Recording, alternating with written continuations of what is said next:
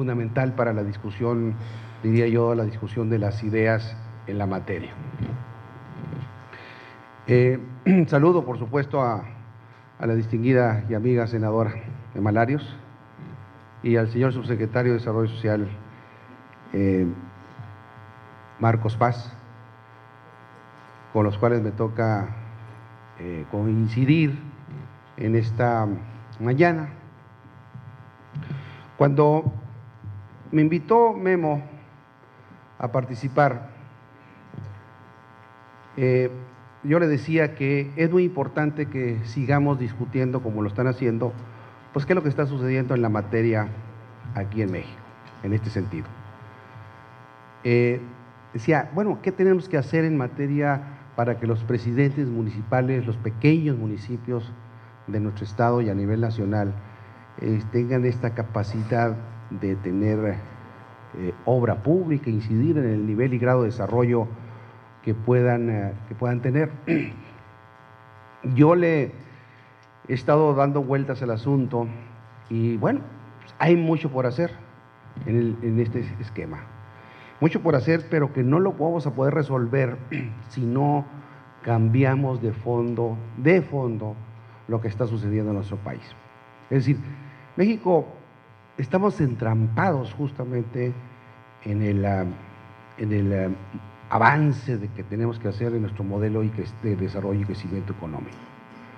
Yo no veo en el corto plazo que podamos tener un país que en forma sostenida, y lo vuelvo a repetir, forma sostenida, podamos tenerlo de acuerdo a las condiciones políticas, económicas, sociales, jurídicas de nuestro país.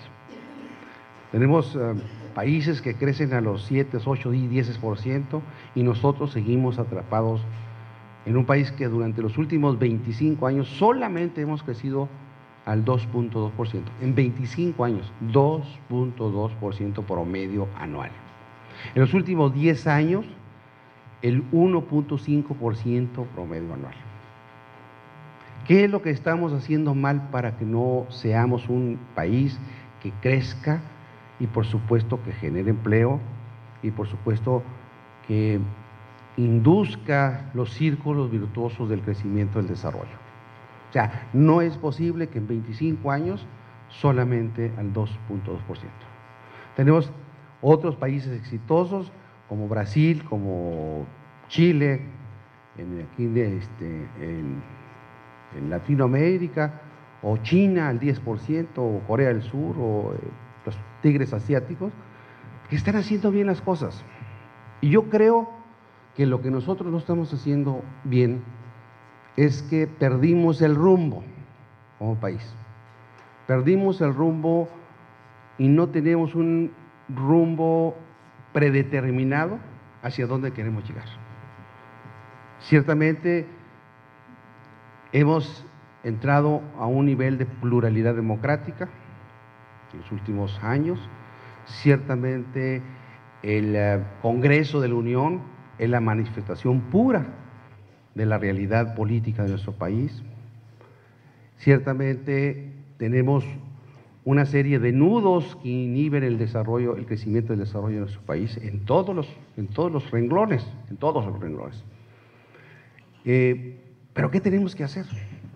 O sea, ¿qué el gobierno, los políticos, los legisladores, los empresarios, qué tenemos que hacer para poder, primero, fijar el rumbo y segundo, qué tenemos que hacer para que desatemos los nudos que inhiben, aún fijando el rumbo, inhiben el crecimiento del desarrollo?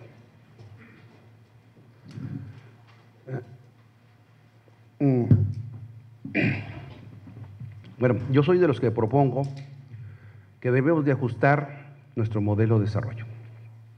Entonces me preguntarían, ¿pues cuál? Bueno, la Constitución está en la Constitución.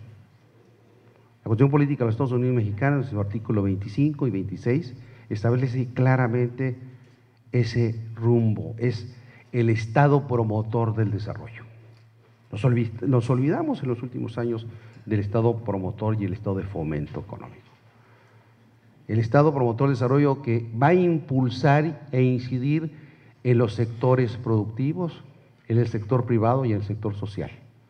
Dejamos, bajo el modelo de pensamiento económico vigente y dominante en el mundo, dejamos que el mercado fuera el que determinara el rumbo. Y nuestro modelo de desarrollo se estableció a un modelo de desarrollo hacia afuera. Dijimos, vamos a abrirnos al mundo, vamos a firmar tratados de acuerdo de libre comercio o tratados de acuerdos comerciales, y por sí solo va a llegar el desarrollo a nuestro país.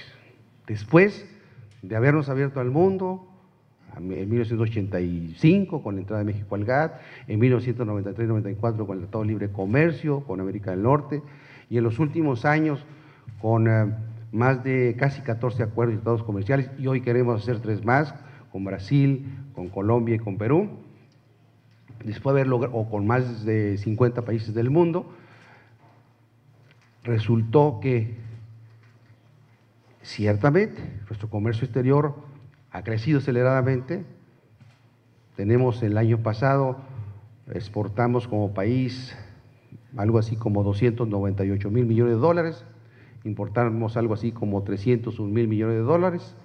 Dirían ustedes, bueno, 3,000 millones de dólares de déficit comercial es fácilmente financiable simplemente con la inversión extranjera directa, que son alrededor de 17, 18,000 millones de dólares, y no tendríamos problemas visto macroeconómicamente. Sí tenemos problemas, porque de esos exportaciones de 298,000 millones de pesos, si le quitamos el valor del petróleo como consecuencia de los altos precios del petróleo, aun cuando la producción o la plataforma petrolera ha disminuido a solamente 2.5 millones de barriles diarios,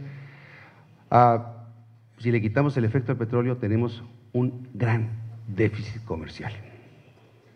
Entonces, la apertura comercial, si bien es cierto que en cifras macro se ven bien, desde el punto de vista de cuando le empezamos a desmenuzar la información, no nos vemos tan bien.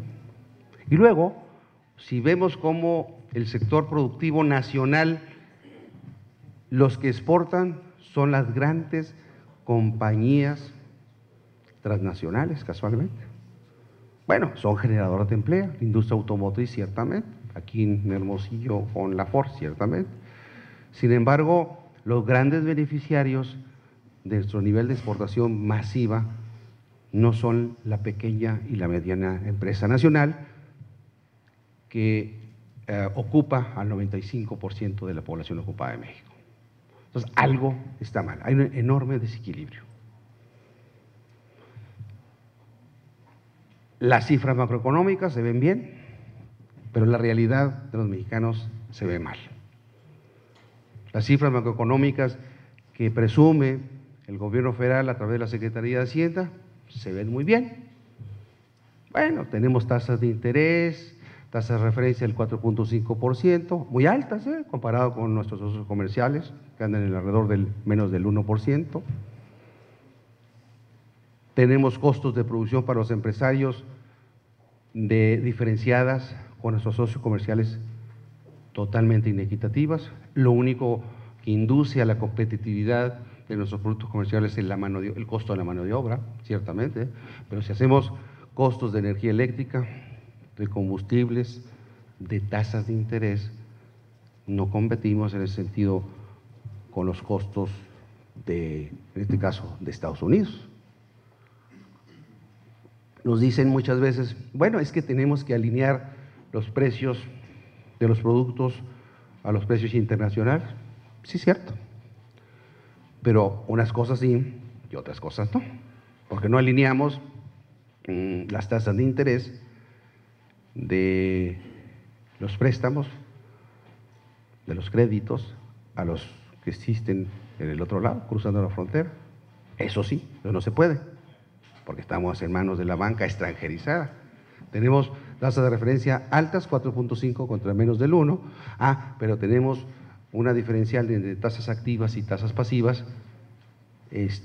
Nuestro costo de fondeo hoy en México andará la TIE, por ejemplo, como en alrededor del 5%, y la tasa activa promedio deberá andar arriba del 18%, promedio. Entonces el diferencial entre 18 y 5 son 13 puntos. Pero nos quieren comparar en costos de combustible y subimos los combustibles todos los días porque el precio del petróleo subió, la gasolina en Estados Unidos subió, nosotros somos importadores de gasolina y resulta ser que nos alineamos con el incremento diario, mensual de la gasolina, porque allá crece o sube, y apenas nos estamos emparejando, el precio del petróleo se disminuye y allá baja la gasolina y aquí se quedó igual. O sea, el precio móvil del precio del combustible de gasolina, que yo lo he insistido tanto a la Secretaría de Hacienda, no lo ha hecho. ¿Por qué? Porque el precio de la combustible de gasolina es un precio recaudatorio más que competitivo. Yo insisto, hagan lo mismo que si sube el precio de la gasolina, sube el precio del petróleo, como hoy está a $100 casi, sube el precio de la gasolina. Pero si baja, que baje. Eso no lo han podido hacer, porque el efecto del precio recaudatorio, de los precios y tarifas del sector público, está determinado más por el efecto de la recaudación que por el efecto de la competitividad de nuestros productos. O sea, todo lo que tenemos que… Y así puedo irle desmenuzando, rasguñando, como dice vulgarmente, a cada cosa y vamos a sacar incongruencias, inconsistencias de tamaño. Luego, decía Memo, bueno, tenemos que hacer que los pequeños municipios tengan recursos, tengan proyectos y tengan obra pública. Pues sí, pero ¿cómo le van a hacer los pequeños municipios? Aquí hay muchos presidentes municipales que cada mes pues andan todos ellos con el Jesús en la boca para ver cómo le pagan a la Comisión Federal de Electricidad el pago de la energía eléctrica. Vienen estando aquí haciendo cola en la Secretaría de Hacienda para que les haga un préstamo para pagar la electricidad. Eso yo lo viví, yo fui secretario de Planeación aquí. Y no tienen recursos para hacer obra pública. ¿Por qué no tienen recursos para hacer obra? Porque está mal nuestro sistema hacendario y nuestro sistema fiscal y nuestro federalismo fiscal. O sea, cuando logremos que el pastel fiscal esté mejor distribuido, es cuando vamos a resolver el problema de los municipios, de los estados y por supuesto del gobierno federal. Tenemos un gobierno federal, lo escribía yo, el último artículo que yo tuve el lunes pasado, decía, un gobierno pobre que causa ingobernabilidad. Muchos amigos míos a nivel nacional me dijeron, oye, ¿cómo puedes decir que tenemos un gobierno pobre? Sí, un gobierno pobre desde el punto de vista de los recursos que requiere para atender la necesidad de nuestro país. Se requieren por lo menos 10 puntos porcentuales del PIB, cuando menos, para que el gobierno, en sus 3 órdenes de gobierno, tenga los recursos suficientes en materia de infraestructura, en materia de educación, en materia de salud, etcétera, etcétera. Mínimamente, en materia de seguridad social, por ejemplo. Tener seguridad social universal, que es una vieja demanda y algo que sería de justicia, vale en términos netos 3 puntos porcentuales del PIB. Cada punto porcentual de PIB vale 130,000 millones de pesos. Pero requerimos, ya lo calculamos nosotros economistas, en el Colegio Nacional de Economistas, mínimamente 10 puntos porcentuales del PIB adicionales. Nosotros recaudamos el 10.5% en materia tributaria, cuando los países de la OECD, cuando menos, es el 18%.